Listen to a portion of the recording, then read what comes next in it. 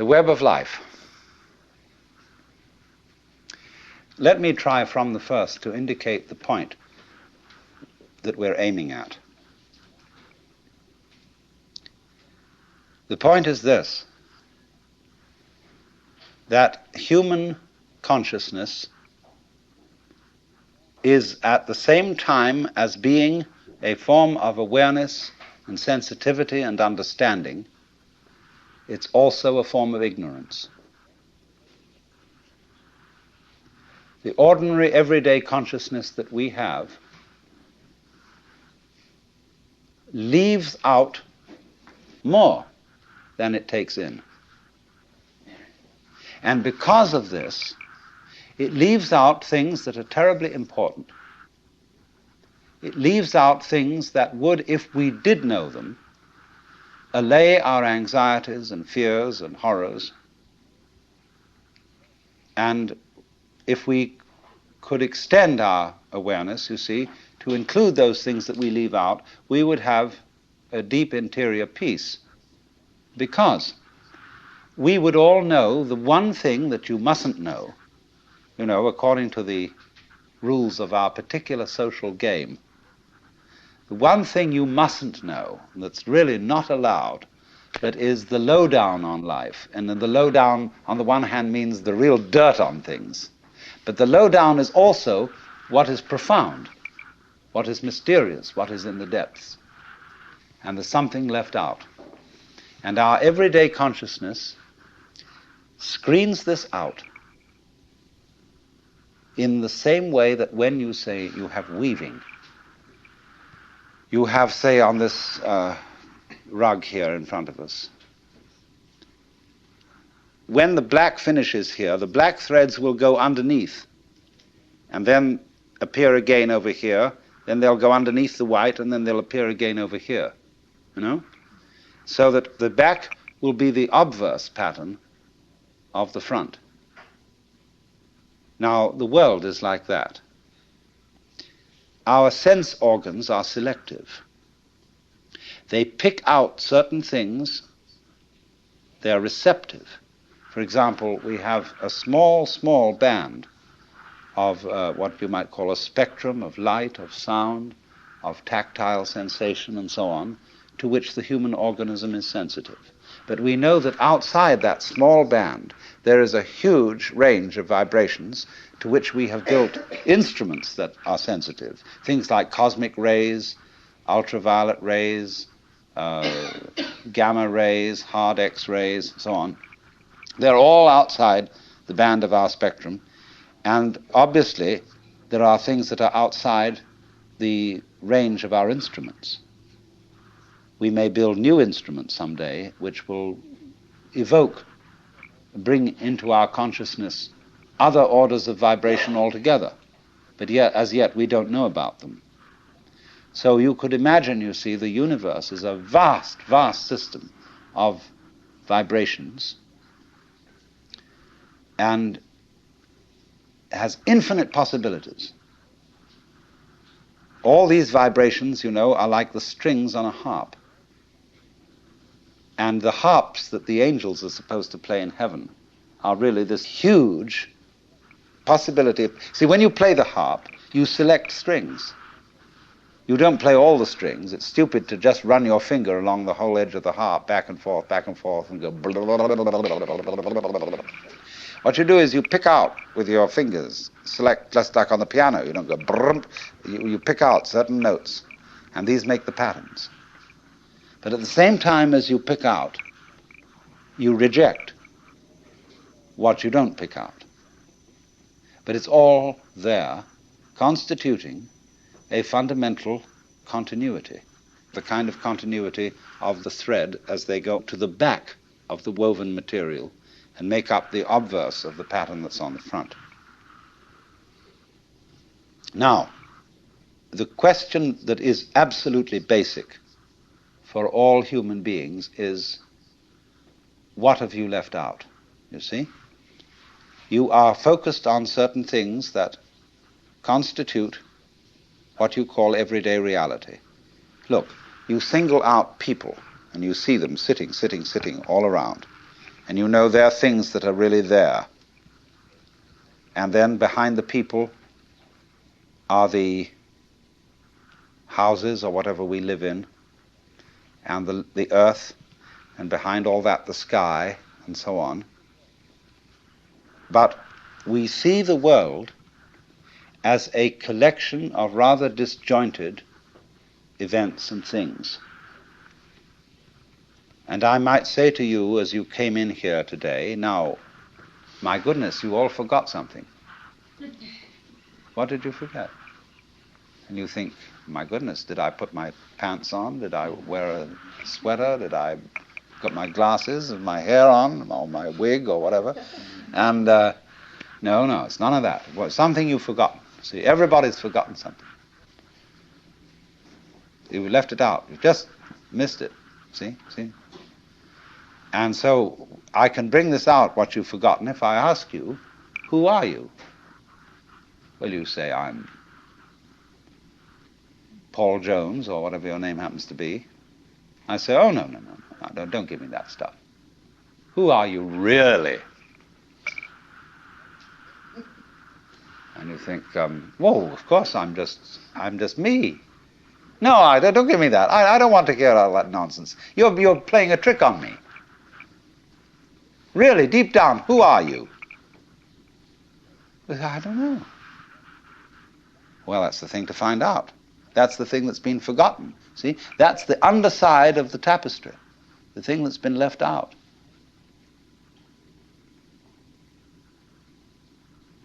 Because what we are carefully taught to ignore is that every one of us, fundamentally, deep inside, let's put it that way, is an act of, a function of, a performance of, a manifestation of the works.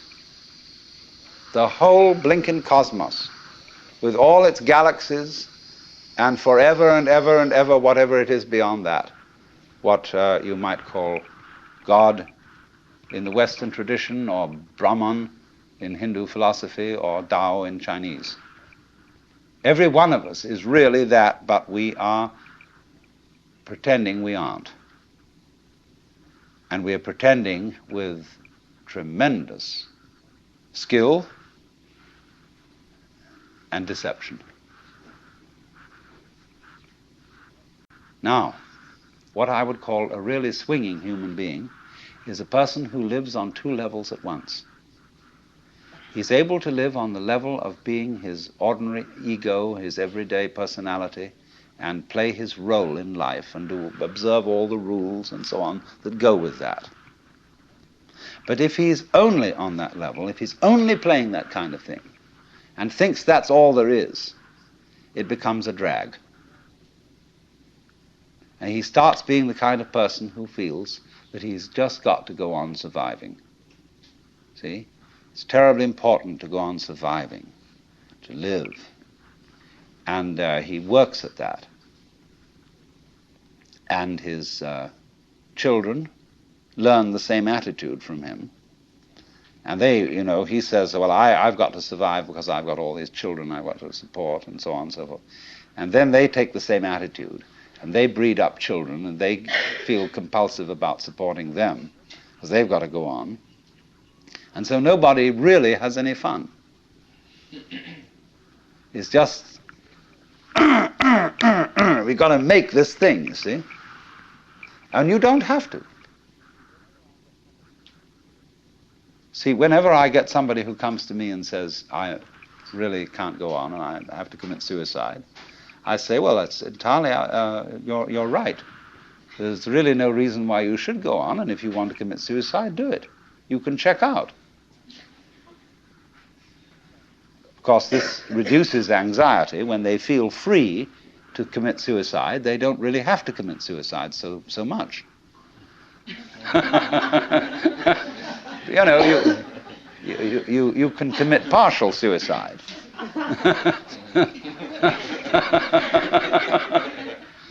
So the sense that you just have to go on living, see, that life is a must. When you say to anything spontaneous, see, life is spontaneous. It happens, in the words of the Taoists, zheran, which means of itself so. That's their Chinese expression for nature. What happens by itself, what isn't pushed, but it just pops up, you see. Like, I'll never forget, there was a great Zen master I knew once in New York. He was giving a lecture one evening, and he was dressed in his gold ceremonial robes, and he was sitting in front of an altar like this sort of thing, but he had a table in front of him with very formal, with candles on it and a sutra scripture on a little desk, and he was lecturing on the sutra. And he said, fundamental principle in Buddhism is no purpose, purposelessness. When you drop fart, you don't say, at 9 o'clock I drop fart. It happened of itself. You know, and all these pious Western devotees, you know, kind of put their handkerchiefs in their mouths and tried not to laugh. You know? So, but that's the meaning of something that happens of itself, like drop fart or have hiccups or just you came into being, you know. It happens in a kind of a plop way like that. See? Now, you can't tell that process, you ought to happen. You must happen. Because that puts a bind on it. In the same way as when you have a little child and all the relatives have come to a party on Thanksgiving, and you put the child into the middle of all the relatives and say, now dear, play. See, it absolutely bugs the child to do it like that. And so this is the problem for every artist. Because an artist is a man who makes his living by playing, whether he's dancing or painting or playing music or whatever it is. And he has to overcome this problem. He has to know how to play in public at a given time on an appointment. See? Now that's not an easy thing to learn. But when you catch on to the trick of it, you can do it. To play on demand. That's the hardest lesson of life. To contrive what is called by my Japanese artist friend Saburo Hasegawa a controlled accident. The thing is that we have been educated to use our minds in a certain way, a way that ignores or screens out the fact that every one of us is an aperture through which the whole cosmos looks out. You see, it's as if you had a light covered with a black ball, and in this ball were pinholes, and each pinhole is an aperture through which the light comes out. So in that way, every one of us is actually a pinhole through which the fundamental light, that is the existence itself, looks out. Only the game we're playing is not to know this. To be only that little hole, which we call me, my ego, my specific John Jones, or whatever.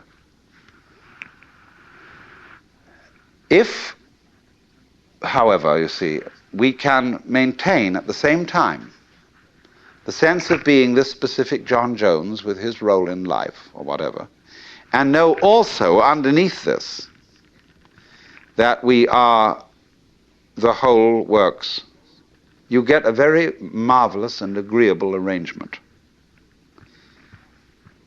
this is a most remarkable harmoniousness. I mean, it gives one's life a great sense of joy and exuberance if you can carry on these two things at once. If you, in other words, you know that all the serious predicaments of life are a game.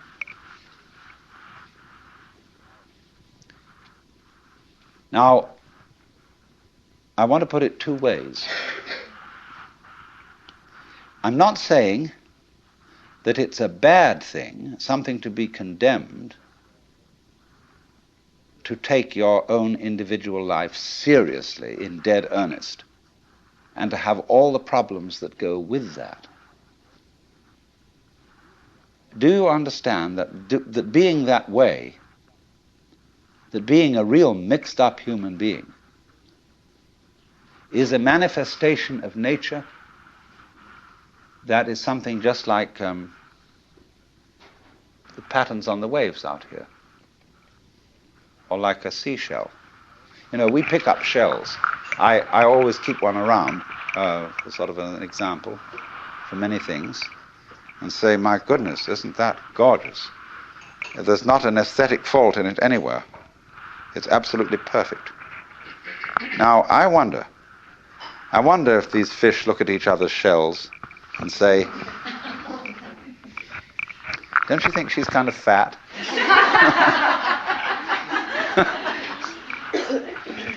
Oh my, those markings aren't really very well spaced. Because that's what we do.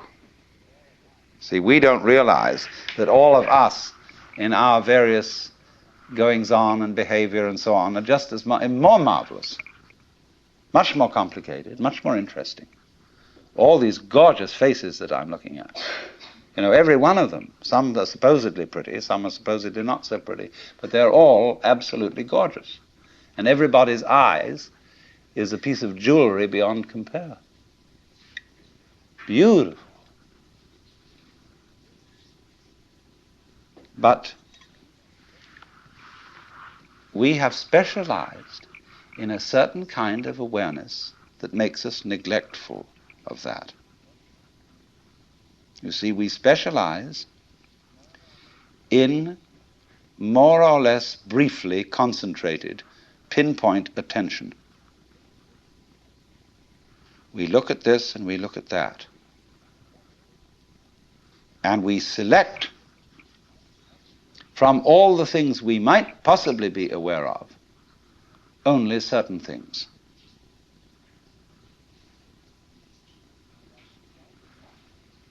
And as a result of that, we leave out of our everyday consciousness, generally speaking, two dimensions of experience. One, amazing beauty of experience that we never see at all.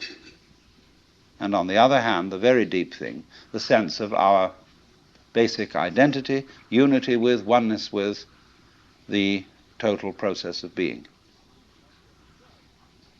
See, because we are staring, as it were, at certain features of the landscape, we don't see the background. And because we get fascinated with, you know, I could go into details of this shell, as I said, and put myself in the mind of a conch or whatever it is that lives in this thing, and say, that's not so hot, that one. Like that, see? And so, I wouldn't see the whole thing. But when I look at it like this, when anybody looks at it like that, we say, oh my God, isn't that gorgeous?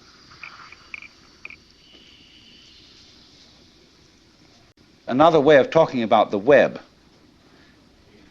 is that there are different levels of magnification. For example, supposing you take a piece of embroidery, and here it is, obviously in front of you, an ordered and beautiful object. And then you take out a microscope and you look at the individual threads. At a certain point, as you turn up the microscope, you'll get a hopeless tangle, which doesn't make any sense at all. The wrapped fiber that constitutes the thread is a mess. Hasn't been organized, nobody did anything about it. But at the level of magnification at which you actually see it with the naked eye, it's all been organized. All right, now keep turning up that microscope. Take one of those individual threads in the fiber that seems to be so chaotic and go into the constitution of that. And again, you'll find fantastic order. You'll find the most gorgeous designs of molecules. Then to keep turning it up. And again, at a certain level, you'll find chaos again. All right, keep going. And at another level, you'll find this marvelous order. Now you see, order and randomness constitute, in other words, the warp and the woof. Where everything is in order, everything's under control. In randomness, it's it's a mess. But we wouldn't know what order was unless we had messes. It's the contrast of order and messes that order itself depends upon. And so in this exactly the same way, it is the contrast of on and off, there and not there. In other words, life and death, being and non-being, that constitutes existence. Only we pretend that the random side of things, the disorderly side of things, could possibly win in the game of competition, or I would rather call it collaboration between the two. When you lose sight of the fact that the order principle and the random principle go together, that's exactly the same predicament as losing sight of the fact that all individually delineated things and beings are connected underneath. You know, just like mountains stick out of the earth and there's the fundamental earth underneath them, so all of us as different things, we stick out of reality. And there's a continuity underneath, but you ignore that, you see. That's the thing that's left out. See, I'm just giving you many examples of the same principle. But really, deep down, we are, each one of us, everything that there is. Doing it this way, and then again that way, and then again another way, and that's what it keeps up doing forever and ever. Only, it has holidays, which are called deaths. You know, in the story of the creation of the world in the Bible, God works for 7 days and rests the seventh. It's necessary to have a holiday. Holiday is holy day. And the Sabbath, for the Jews, is Saturday, for the Christians is Sunday, because Saturday is the last day of the week, but Sunday is the first day of the week. And it's a slight difference of alteration between a Jewish temperament and a Christian temperament. Some people like to take the holiday and then do the work. Other people like to do the work and then take the holiday. And since the Jews do the work first and then take the holiday, they're always a little up on the Christians in business.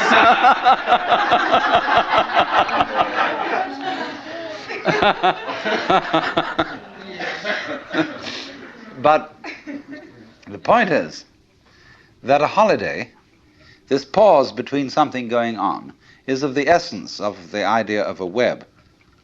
For example, there's a famous Irishman who's supposed to have described a net as a lot of holes tied together with string. So the holes are very, very important. And these are the holy days. You see, the holes. This all goes together. So there must be that interval. And it exists on all kinds of levels. It isn't simply that there is, for example, a sound that is sounded. Is a vibration, and the sound goes on and off. Everything that we call sound is sound silence. There is no such thing as pure sound. You couldn't hear it. What you hear is that tap, tap, tap, tap, tap, tap, tap, tap, tap, tap against the eardrum. But it happens very fast, so that you get more of an impression of sound than you do of silence. But between every little undulation of sound, there is also an interval. When you listen to music, you hear a melody. But what you hear, actually, that makes the melody significant are the steps between the tones, what we call the intervals. And a person who doesn't hear intervals is tone deaf. He only hears noises. He doesn't hear the steps. So that interval between whatever happens is as important as what happens. So we'll call these two things, the sound and the silence, the life and the death, somewhat analogous in weaving to the warp and the woof. Now, look at the marvelous way in which warp and woof go together. A piece of cloth is an extraordinary thing when you consider it's made of a line of string. There's something that always struck me as a child, fabulous, that string, just thread, could turn into cloth. Why should it hang together? How improbable. My mother was a very great artist in embroidery, did absolutely fabulous work. And she could do everything with thread, sewing, knitting, embroidery, make tapestries, repair tapestries. Oh, just fabulous work. So I've grown up in a background where thread is of enormous importance. She made her living this way for a while. So I was always amazed at the way, say, you take a ball of wool and with knitting needles, and suddenly it turns into a sweater. Fantastic. But I found out, you see, the secret of this, which is that it will do this, it will hold together by this combination of warp and woof. By this process where one thread goes under the other, omits the next, goes under the other, and then the next thing does the same thing but in the opposite way. Connect that. And they hold each other up. For example, you can put two sticks of wood and lean them against each other, and they'll stand up. You know, the Chinese character for man looks more or less like that. And although this is simply the brush form, the brush abbreviation of what were originally the legs of a little human stick figure. There's a story that Japanese children sometimes learn from their mothers, that the reason this is the character for man is that two sticks lent together, as I described, will keep each other up, and the one depends on the other. It's mutual. And so in the same way, the existence of human beings depends on our supporting each other. Without that, no one of us can exist. But that, which may seem a little trite, a little sort of moralistic and so on, but it is absolutely fundamental. That anything that there is, whenever we can say that something exists, existence is a function of relationship. Motion itself is a function of relationship. For example, forgive me if some of you have heard this one before, but it's a very important basic lesson. If there is only one object, one small ball in the middle of endless space, nobody knows whether it's moving. Because you can't tell whether it's approaching anything or whether it's going away from anything, because there's nothing else. So in that state of affairs, no motion exists. But if we introduce a second ball into the picture, and the two either come towards each other or go away from each other, then we can say that both of them, or either of them, is in motion. We can't decide which is the one that's doing the moving, because it could be one, could be the other. Now we'll put 3 balls into space, and we find 2 of them staying together and the other one going away. Now it's up to the 2 of them to decide whether the other one is going away from them or they are going away from the other, because 2 is a majority in this case. And the vote always, of course, goes to the majority, the universe being basically a democratic organization.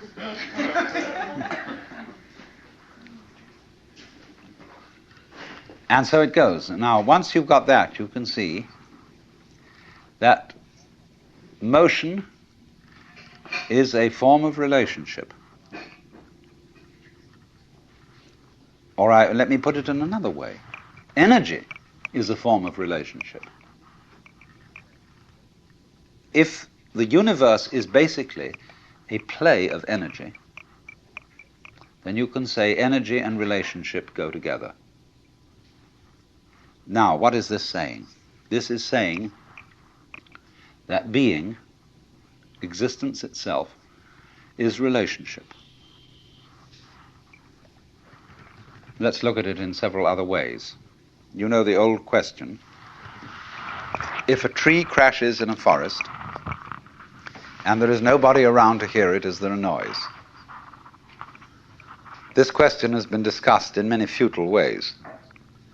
But noise, basically, is a state of affairs that requires an eardrum and an audio nervous system behind the eardrum. When the tree falls, it makes the air vibrate. If there is anywhere around an ear with the appropriate nervous system, there will be a noise, because noise is a relationship between motion in the air and ears. If there is not any ear around, there won't be any noise, although there will be vibration in the air. And if there is some instrument around, such as a microphone attached to a tape recorder, which is a mechanical copy of a human ear, then, according to that, there will be noise. There will be a vibration. In the same way, let's suppose the sun sends out light into space. Now, the space surrounding the sun will be black darkness, as if there were no light in it, unless a planet happens to float by. When a planet floats by, there will be light. In the darkness. But if there isn't anything to relate to the sun in that way, then comes no light.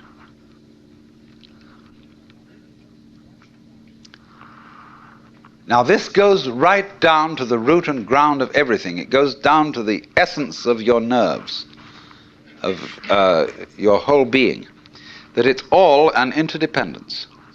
And that's why one of the basic symbols of the universe is the Chinese yin-yang symbol,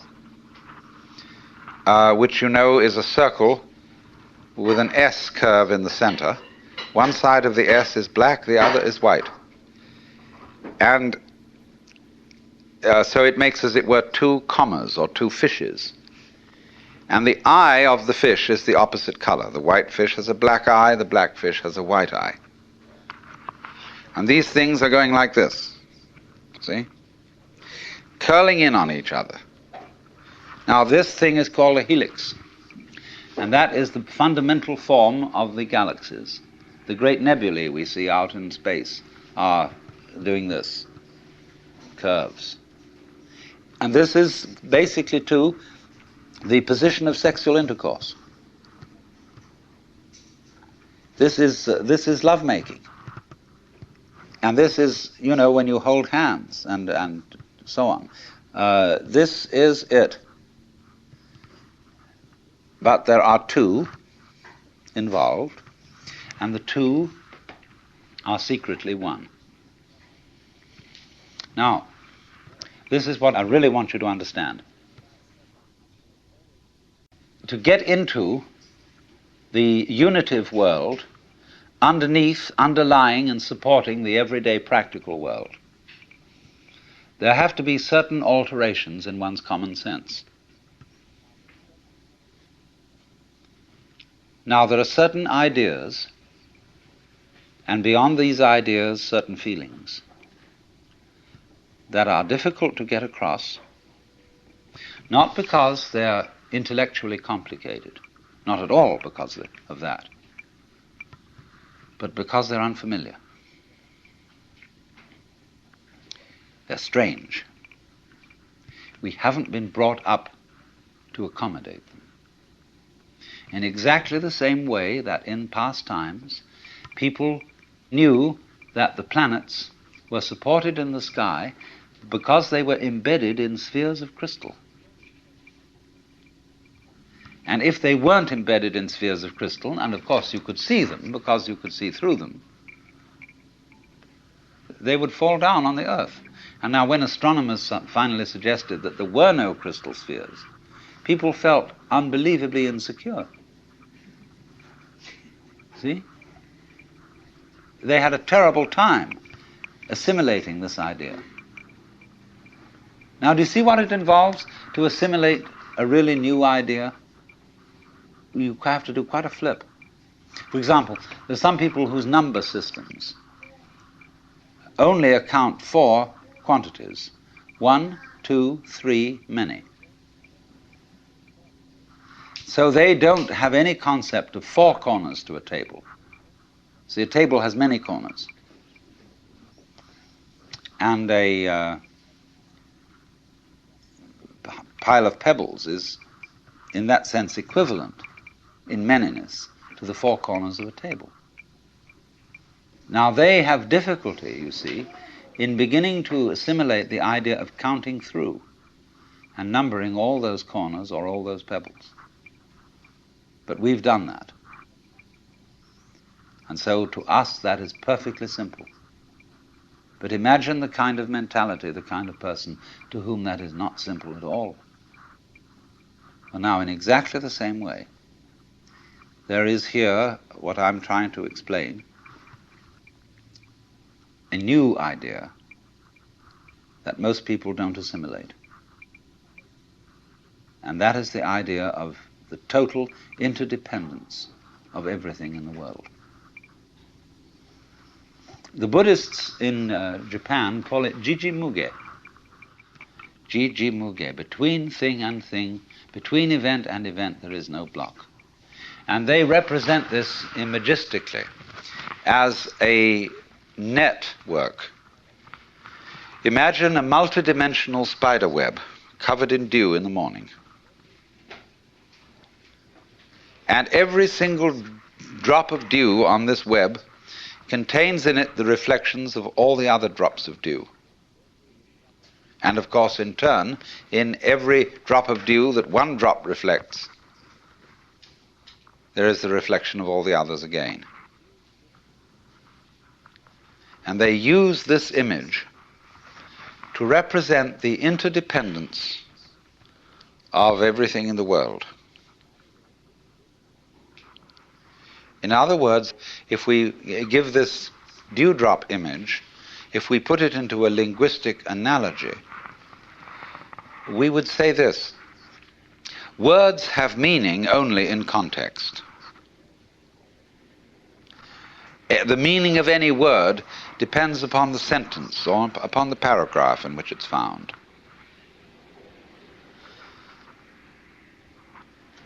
So that if I say, this tree has no bark, that's one thing.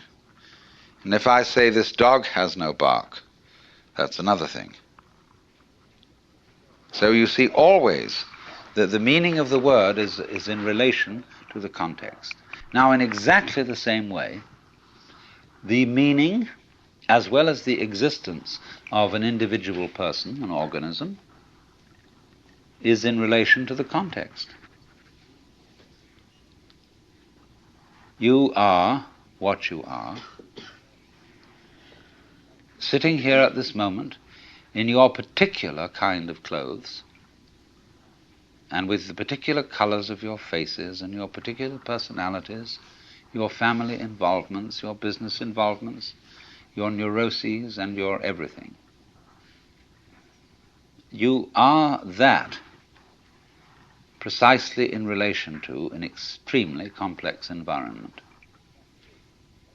So much so that if, let's take for example this piece of wood that forms a support to the beam out here. Now believe me, this is true. You can see that has little nubbles on it and so on. If it were not the way it is, you would not be the way you are. The line of connection between what is, it is, and you are is very, very complicated. Also, we could say, if a given star that we observe didn't exist, you would be different from what you are now. I don't say you wouldn't exist, but you would exist differently. But you might say the connection is very faint, is something that you don't ordinarily have to think about. It's not important. But basically it is important. Only you say, I don't have to think about it, because it's there all the time. See, for example, the floor is underneath you all the time. Some sort of floor, some sort of earth. And you really don't have to think about it. It's just always there. It's always around. If you become insensitive, you stop thinking about it. But there it is.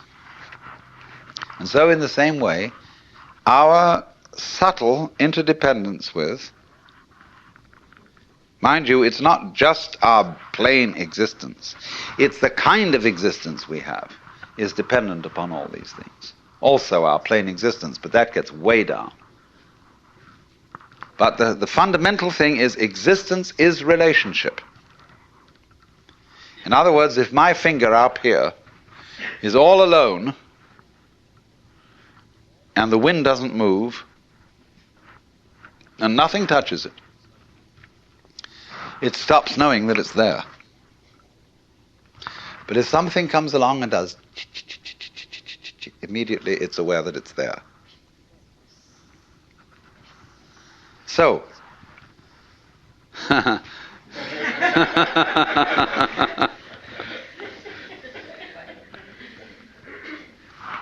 you see, it takes two. We could have so much fun, but it takes more than one. And she don't want it.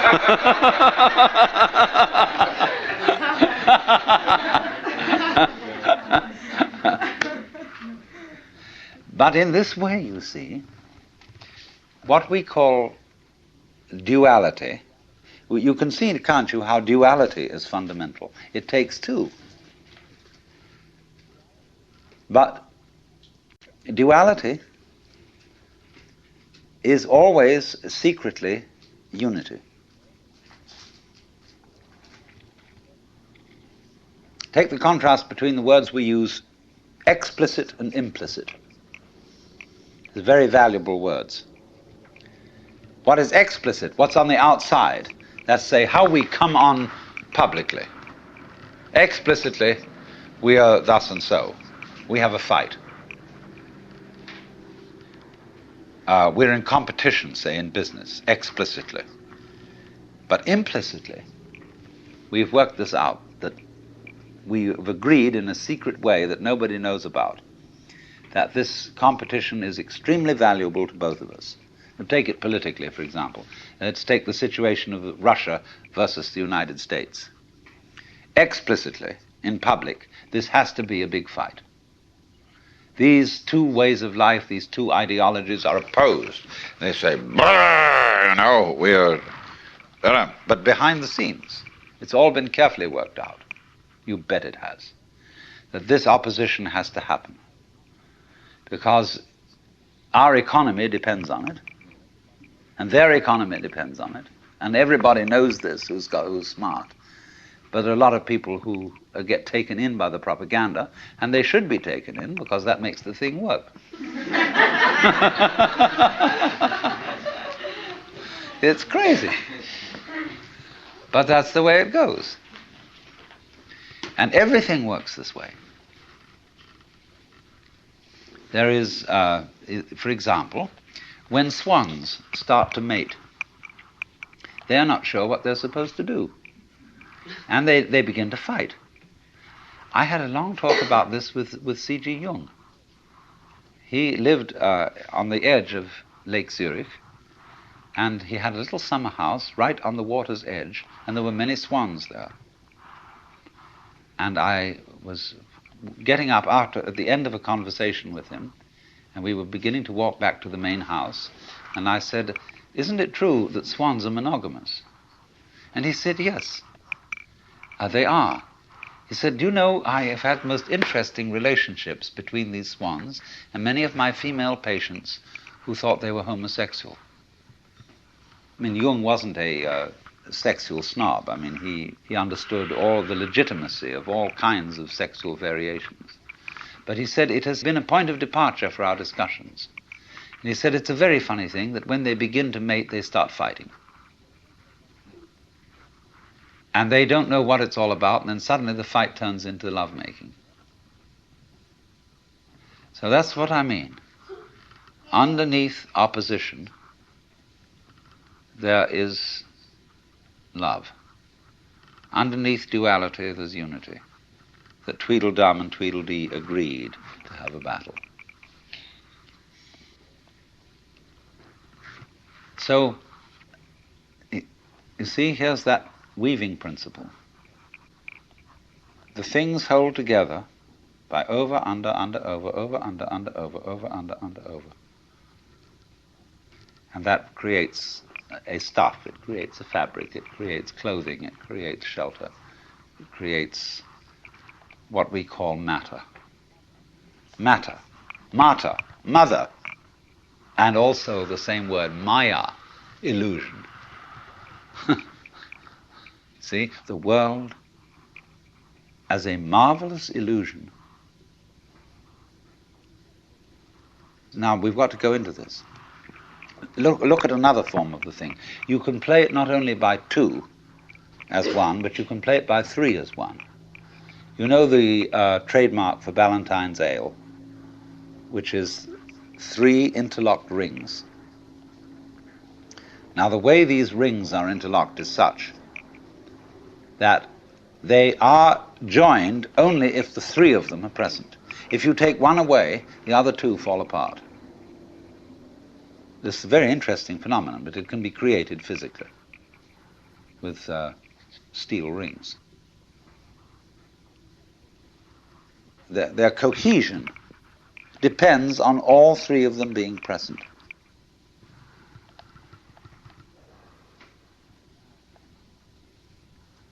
Now, we have tried scientifically to understand the world and explain its mysteries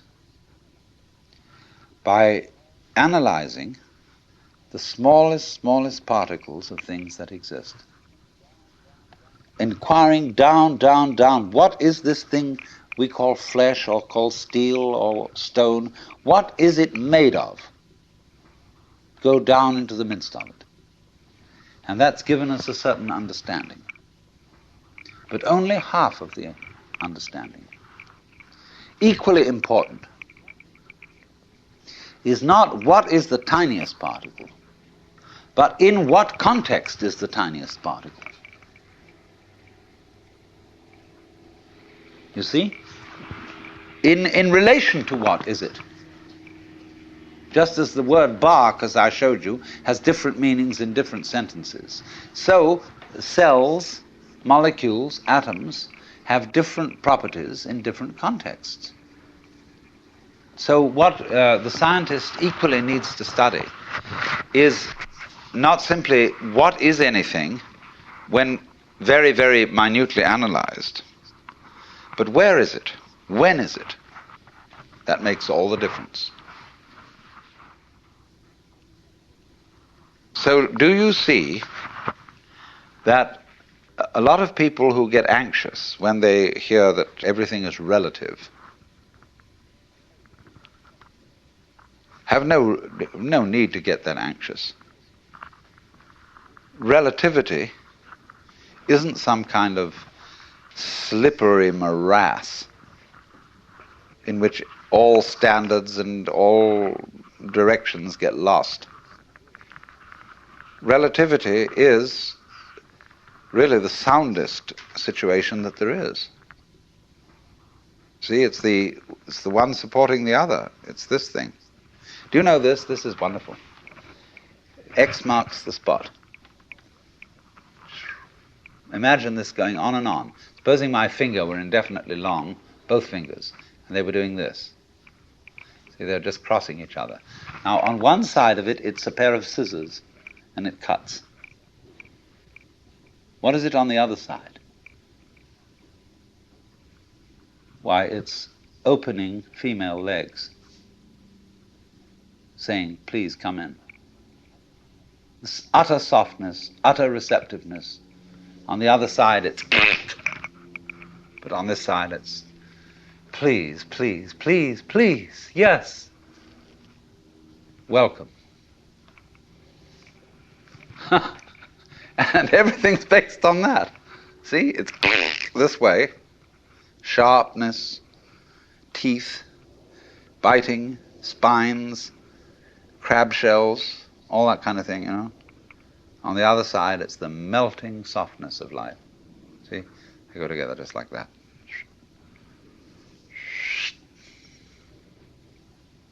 And goodness knows what it is on these outer two sides. I haven't thought about that yet. So, if you see that, if you get that principle, you can feel yourself not sort of just rattling around in the world as a kind of, somebody who's been stuck down there. But you can feel yourself going on in absolutely exact relationship with everything around you. And this is very beautiful. It isn't just that you are here looking at what's out there, like you might be photographing it with your eyes. It's that if that there wasn't there, you wouldn't be here. The outside thing that you see and the inside thing that you are poles of the same magnet, or back and front of the same coin, and without one there isn't the other. That means, of course, then, that we are living in the midst of a world of animals, vegetables, minerals, atmospheres, astronomical bodies, that's highly intelligent. Its intelligence concentrated, crystallized in our brains. That's where it comes out, you see. In any field, let's take any field of forces. We take a chemical solution, and at certain critical points in this chemical solution, the crystals start to form. And so in the same way, the total intelligence of this whole universe crystallizes in human brains. Also in other kinds of brains. But that's where it really comes out. But it's the total intelligence of the whole field that does this.